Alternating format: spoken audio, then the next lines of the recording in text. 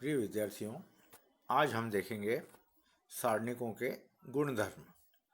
हम जानते हैं किसी भी सारणिक का प्रसार करके हम उस सारणिक का मान ज्ञात कर सकते हैं, लेकिन यदि हम सारणिक के गुणों का अध्ययन कर लें तो बिना प्रसार किए भी हम काफ़ी हद तक उस सारणिक को सरल कर सकते हैं और उसके मान का अनुमान लगा सकते हैं या सरल विधि से उसका मान ज्ञात कर सकते हैं।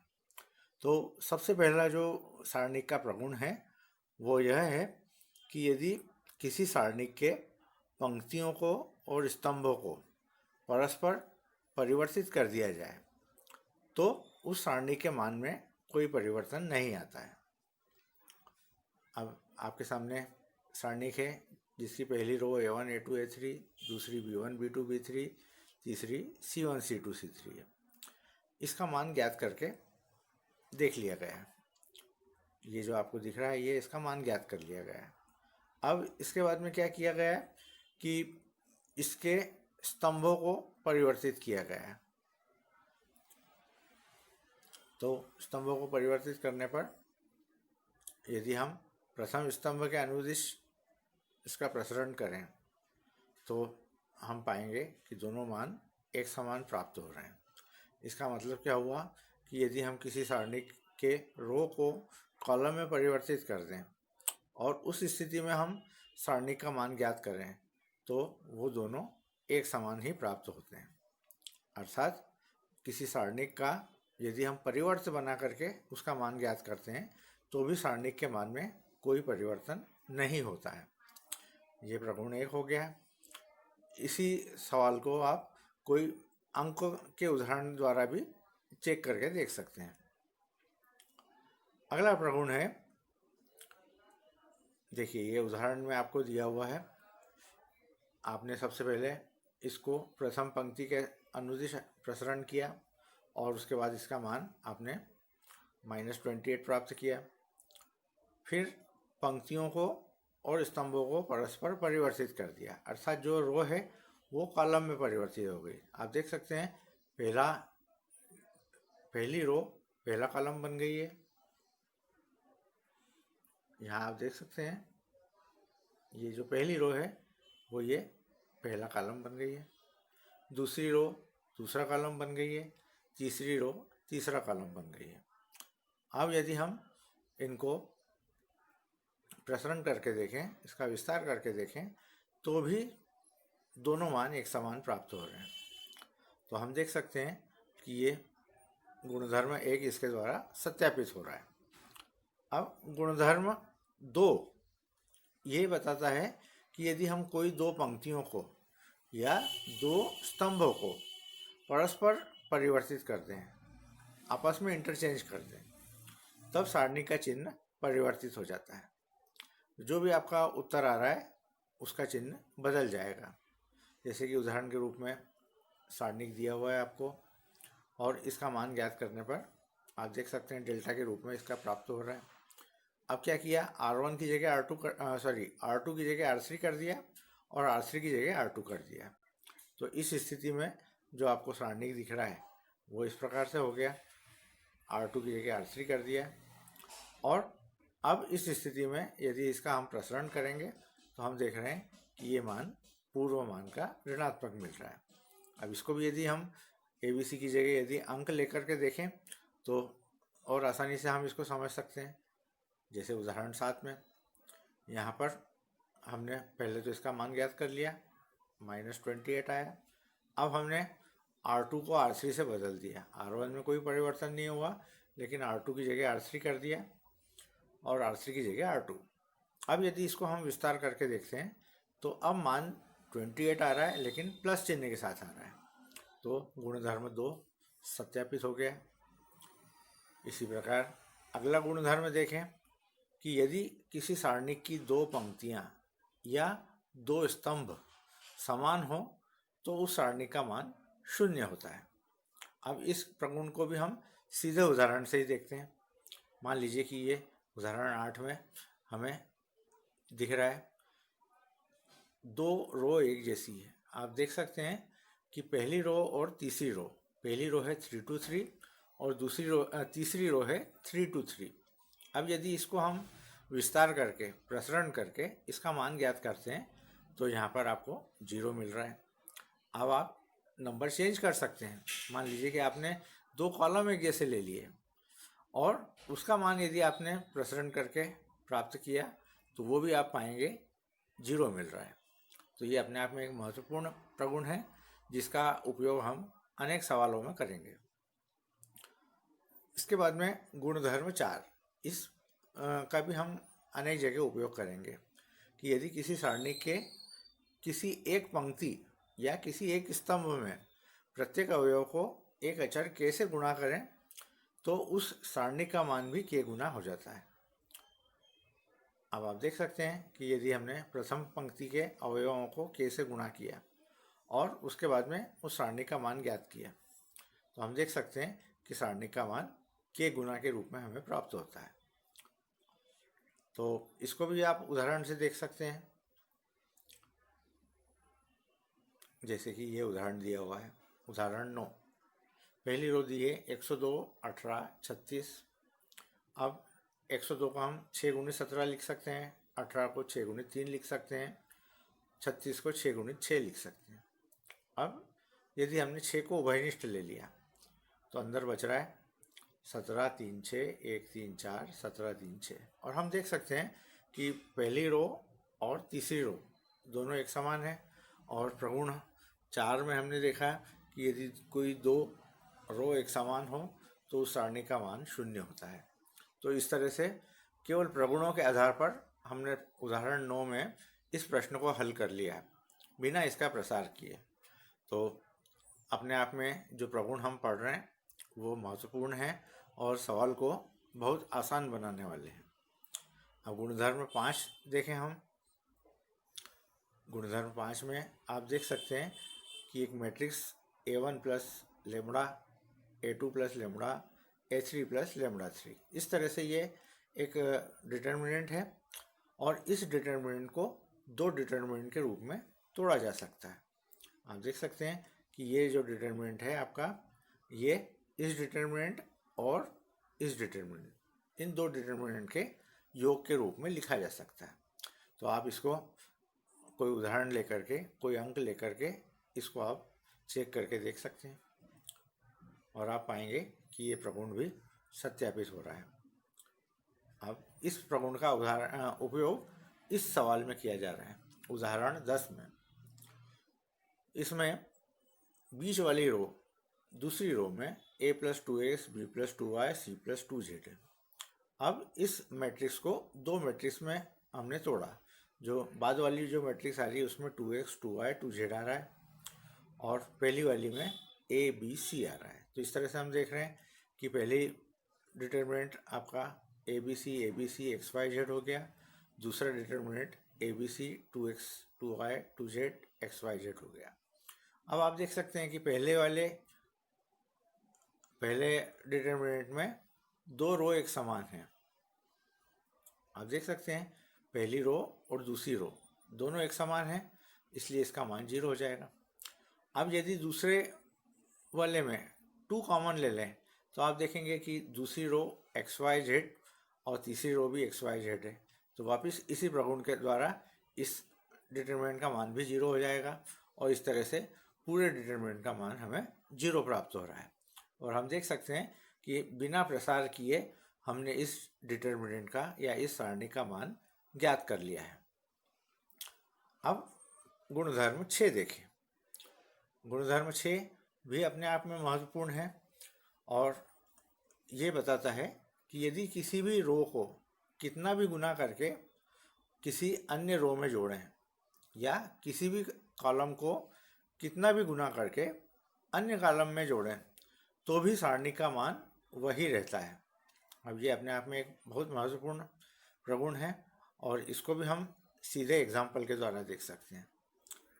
तो एक हम एग्जाम्पल ले रहे हैं इसमें। उदाहरण 12, इसमें हमें बिना प्रश्न किए सिद्ध करना है। तो हम देख सकते हैं कि यदि फर्स्ट रो में हम सेकंड रो ऐड कर दें। देखिए आप देख सकते हैं फर्स्ट रो है आपके लिए x plus y, y plus z, z plus x. अब यदि इसमें हम सेकंड रो जोड़ते हैं तो इसका फ़ायदा हमें ये मिलता है कि x plus y plus z, x plus y plus z, x plus y plus z first row में तीनों जगह पर आ रहा है। और ऐसी स्थिति में हम x plus y plus z को कॉमन ले सकते हैं। तो हमने यदि इसको कॉमन ले लिया तो आप क्या पाएंगे, फर्स्ट रो भी 1 1 1 हो गई है और इसी तरह से थर्ड रो भी 1 1 1 है। तो इस तरह से हम देख रहे हैं कि फर्स्ट रो और थर्ड रो समान हो गई है, इसलिए इस सारणी का मान 0 हो गया।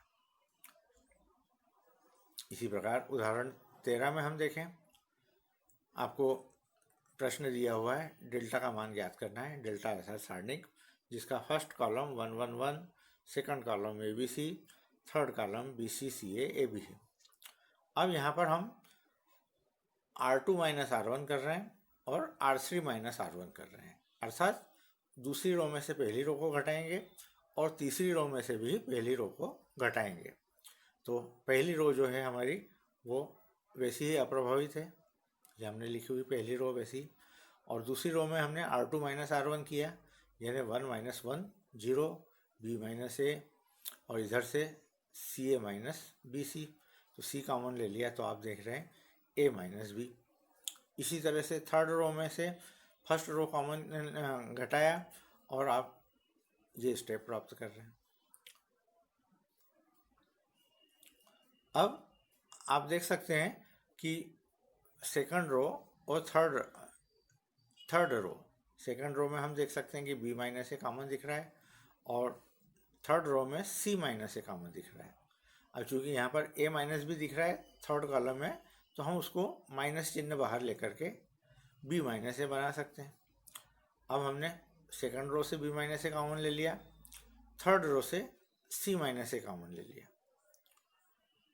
तो B माइनस ए और C माइनस ए हमने ये बाहर ले लिया। तो आप अंदर पा रहे हैं first column 1 0 0, second column A 1 1, third column BC minus C minus B। अब इसका प्रसार कर दिया और प्रसार करने के बाद में जो हमारा रिक्वायर्ड रिजल्ट है वो हमें प्राप्त हो रहा है। तो इस तरह से हम देख रहे हैं कि रो ऑपरेशन का उपयोग करने पर हम किसी भी सवाल को बहुत आसानी से हल कर पा रहे हैं। इसी तरह उदाहरण 14 देखें हम, इसमें हमें सिद्ध करना है B plus C BC, C plus AC AB, A plus B is equal to 4ABC के। इस प्रश्न को हमें हल करना है। अब इसमें भी हमने क्या किया कि हमारी जो कोशिश होती है वो ये होती है कि ज़्यादा से ज़्यादा अवयव शून्य बन जाए। शून्य बनने की स्थिति में सवाल आसान हो जाता है। तो यहाँ पर हम शून्य बनाने के लिए B प्लस C को शून्य बनाने के लिए R1 में से R2 और R3 को जोड़ करके घटा रहे हैं। तो हम पाएंगे कि ये वाला जो एलिमेंट है ये 0 हो पाएगा यदि हम इस स्टेप का उपयोग करते हैं। R1 को में से हम R2 और R3 को सब्ट्रैक्ट करें, घटाएं, तो हमें 0 मिल पाएगा। तो हम देख सकते हैं कि R1 में से R2 और R3 मिला करके घटाया तो ये एलिमेंट आपका 0 हो गया। इसी तरह से A minus C minus A minus C, तो A से A कैंसिल हो जाएगा और यहाँ पर आपको -2C मिल रहा है। और A minus B minus A minus B, इसके द्वारा हमें -2 भी मिल रहा है। अब अगली स्टेप में हम देख सकते हैं कि यदि हम इसका प्रसार करें तो प्रसार करने के बाद में यदि हम सिंप्लीफाई करें तो हमें ये रिजल्ट प्राप्त हो जाएगा 4ABC। अगली स्टेप, अगला प्रश्न देखें कि यदि x y z विभिन्न हो, अर्थात x is not equal to y and y is not equal to z, तो हमें सिद्ध करना है दिए हुए सारणिक का मान 0 के बराबर होता है, और 0 के बराबर हो तो हमें सिद्ध करना है 1 + xyz = 0। तो हमने शुरुआत की, x प्लस ये जो सारणिक दिया हुआ है इसको हमने 2 सारणिकों में बांट दिया, जो कि हमने प्रगुण 5 का उपयोग करते हुए किया। आगे बढ़े हम, तो इस पहले वाले में से हमने -1 कॉमन लिया। -1 किस तरह से कॉमन लिया कि कॉलम ऑपरेशन को हमने 2 बार लगाया। इसमें हमने कॉलम ऑपरेशन को 2 बार लगाया, एक बार C1 को C2 की जगह रखा, C2 को C1 की जगह रखा, तो एक बार -1 आया। फिर C2 को C3 की जगह रखा और C3 को C2 की जगह रखा, तो एक बार -1 आया। और ये सारी प्रक्रिया करने के बाद में आपका जो पहला सारणिक है वो इस रूप में परिवर्तित हो गया। अब इसका फायदा ये हुआ कि ये सारणिक और ये सारणिक दोनों हमें एक जैसे दिखने लगे। तो ऐसी स्थिति में इन सारणिक को दोनों में से कॉमन ले लिया हमने, तो अंदर आपको प्राप्त होगा 1 + xyz, जो ब्रैकेट में लिखा हुआ है। इसको सिंप्लीफाई किया। किस प्रकार से सिंप्लीफाई किया कि अब हम ये इन 1 1 को 0 बना दें। तो 0 बनाने के लिए हमने किया r2 - r1 और r3 - r1। ये करने के बाद में हमने इस सारणिक को एक्सपांड कर दिया, और जैसे ही हमने एक्सपांड किया तो हमें ये परिणाम प्राप्त हो रहा है।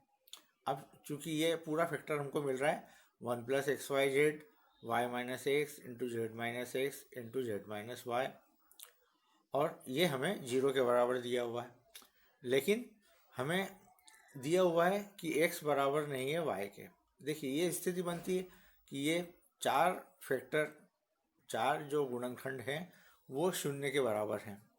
तो ये स्थिति बनती है कि या तो पहला वाला 0 के बराबर हो, या दूसरा हो, या तीसरा हो, या चौथा हो। अब यदि हम इनको देखें, ये 0 के बराबर इसलिए नहीं हो सकते कि यदि हमने y - x = 0 लिया तो उससे हमें परिणाम प्राप्त होगा y = x। यदि हमने z - x को 0 के बराबर लिया तो हमें परिणाम होगा z = x, और यदि हमने z - y को 0 के बराबर लिया तो परिणाम होगा z = y।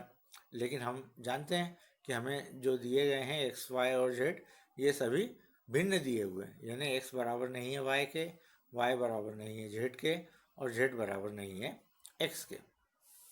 तो इस तरह से अब केवल एक फैक्टर बचा हमारे पास में 1 + xyz, जो 0 के बराबर हो सकता है, और यही हमें सिद्ध करना था। तो इस तरह से प्रगुण के उपयोग से हम इन प्रश्नों को आसानी से हल कर सकते हैं। धन्यवाद। प्रिय विद्यार्थियों, हम लोग सारणिक के प्रगुण देख चुके हैं। अब इन सारणिकों के प्रगुणों का उपयोग करते हुए प्रश्नावली 4.2 के प्रश्नों को हम किस प्रकार हल करेंगे वो देखते हैं। अब सबसे पहला प्रश्न आप लोगों के सामने स्क्रीन पर दिख रहा है, जिसमें हमें इस सारणिक का मान 0 के बराबर सिद्ध करना है।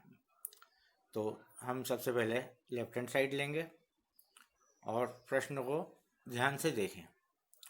तो यदि हम प्रश्न में पहले कॉलम में दूसरा कॉलम जोड़ दें, तो हम देख रहे हैं कि अगर हम पहले कॉलम में दूसरे कॉलम को जोड़ दें तो हमें परिणाम जो प्राप्त होगा वो इस प्रकार प्राप्त होगा x + a, y + b, z + c, दूसरा कॉलम ABC, और तीसरा column x + a, y + b, z + c।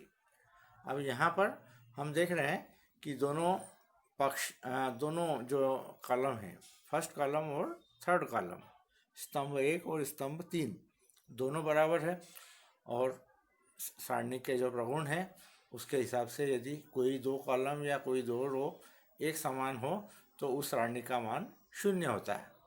तो हमने सारणिक के प्रगुण के द्वारा इसको सिद्ध कर दिया कि इसका मान 0 है। जब भी आप प्रश्न लिखें तो उसमें ये बात को मेंशन अवश्य करें, इसका जिक्र जरूर करें कि हम कौन से प्रगुण का उपयोग कर रहे हैं। अगला प्रश्न देखें हम। अगले प्रश्न में हमें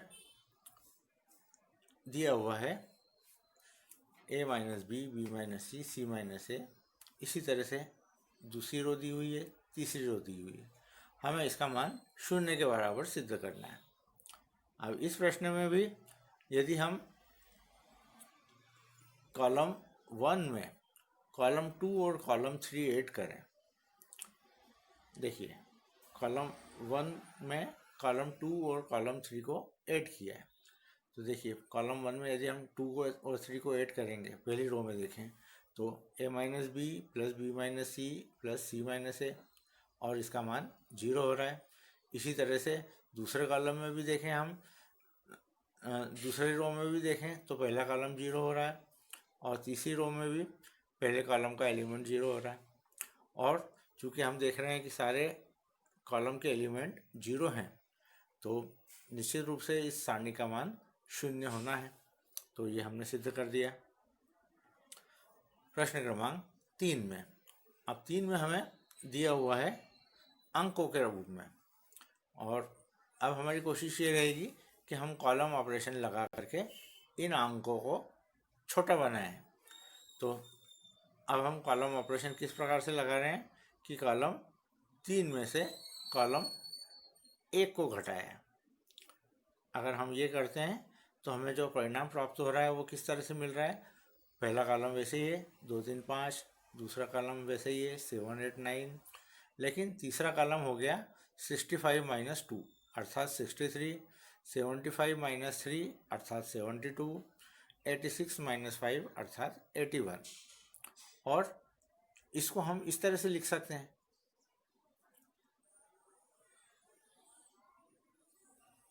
इसको हम लिख सकते हैं 63। अब इस कॉलम में हमने क्या किया, जो दूसरा कॉलम है उसका 9 गुना करके घटाया। तो आप देख सकते हैं कि 63 माइनस 7 इंटू 9, दूसरा कॉलम 7 है तो उसका 9 गुना करके घटाया तो माइनस 7 इंटू 9।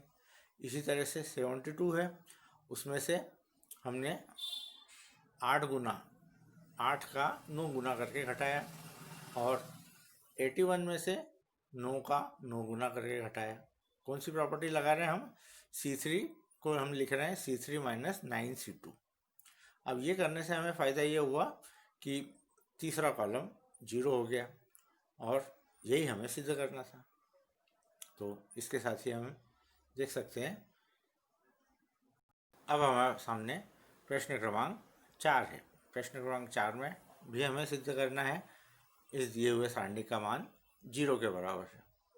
तो ये सिद्ध करने के लिए अब हम देख सकते हैं कि यदि हम सेकंड कॉलम में, ये सेकंड कॉलम में यदि थर्ड कॉलम को ऐड करें, या थर्ड कॉलम में सेकंड कॉलम को ऐड करें, तो इस प्रश्न में इन्होंने थर्ड कॉलम में सेकंड कॉलम को ऐड किया है। तो आप देख सकते हैं फर्स्ट कॉलम उसी प्रकार आ गया, सेकंड कॉलम में भी कोई चेंज नहीं हुआ, लेकिन थर्ड कॉलम को जोड़ करके लिख दिया। अब जोड़ करके लिखने के बाद हम देख रहे हैं A B plus B C plus C A मिल रहा है। A B plus B C plus C A second row में भी मिल रहा है, और थर्ड रो के थर्ड कॉलम में भी मिल रहा है।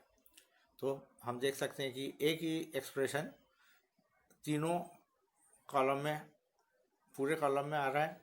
तो हमने कॉलम 3 से A B plus B C plus C A इसको कॉमन ले लिया, इसको बाहर ले लिया, और आप अंदर देख रहे हैं कि डिटरमिनेंट में आपको फर्स्ट रो भी 1 1 1 मिल रही है, और थर्ड रो भी 1 1 1 मिल रही है, और स्पष्ट रूप से इस सारणी का मान 0 हो गया, और यही हमें सिद्ध करना था।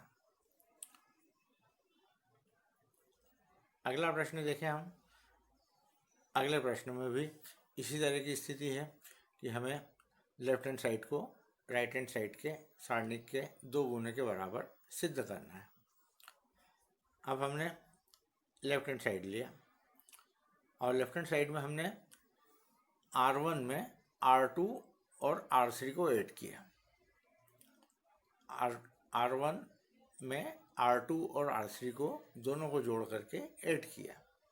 तो आप देख सकते हैं कि आपको इस प्रकार की स्थिति दिख रही है। अगर हम फर्स्ट कॉलम में सेकंड कॉलम और थर्ड कॉलम को ऐड करेंगे तो ये एलिमेंट दिख रहा है आपको। फिर इसी तरह से सेकंड कॉलम में भी ऐड किया और थर्ड कॉलम में भी ऐड किया। अब आप देख सकते हैं कि ऐसी स्थिति में हम देख रहे हैं कि ये पहला वाला हो गया 2 times a plus b plus c. Second column में सबसे ऊपर का element 2 times p plus q plus r, और थर्ड कॉलम में 2 times x plus y plus z हो गया। अब यहाँ से 2 को कॉमन ले लिया है, और 2 को जब कॉमन ले लिया उसके बाद में आपके पास में c प्लस ए हो गया, a प्लस बी। ये फर्स्ट रो में हम देख रहे हैं, सेकंड रो और थर्ड रो में, फर्स्ट कॉलम में। तो अब हमारी कोशिश है कि इसको छोटा बनाया जाए। तो छोटा बनाने के लिए हम कर रहे हैं R2 में से R1 को सब्ट्रैक्ट कर रहे हैं और R3 में से भी R1 को सब्ट्रैक्ट कर रहे हैं। ये हम ऑपरेशन लगा रहे हैं। अब ये ऑपरेशन लगाने के बाद में आप देख सकते हैं कि हमें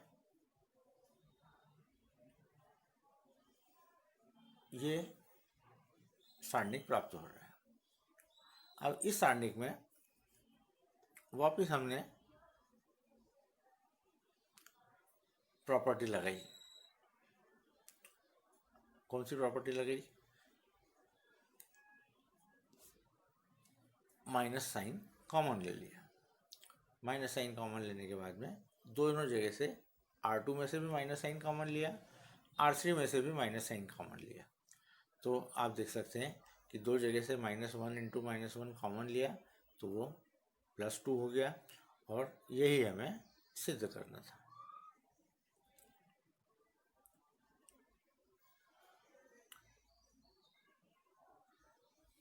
अगला प्रश्न है प्रश्न क्रमांक 8 को देखें। अब हम प्रश्न क्रमांक 8 में हमें सिद्ध करना है। इस तरह के प्रश्न बहुधा परीक्षा में पूछे जाते हैं, और इन प्रश्नों को हल कर लेना सभी के हित में होता है। और एक बार इनकी स्टाइल समझ में आ जाए सवालों की, तो बहुत सारे सवालों में एक जैसा ही पैटर्न रहता है। तो आप देख सकते हैं कि यदि हम प्रश्न 8 को क्या पहले हिस्से को हल कर लेते हैं तो दूसरा हिस्सा, तीसरा हिस्सा भी हमारे लिए आसान हो जाएगा।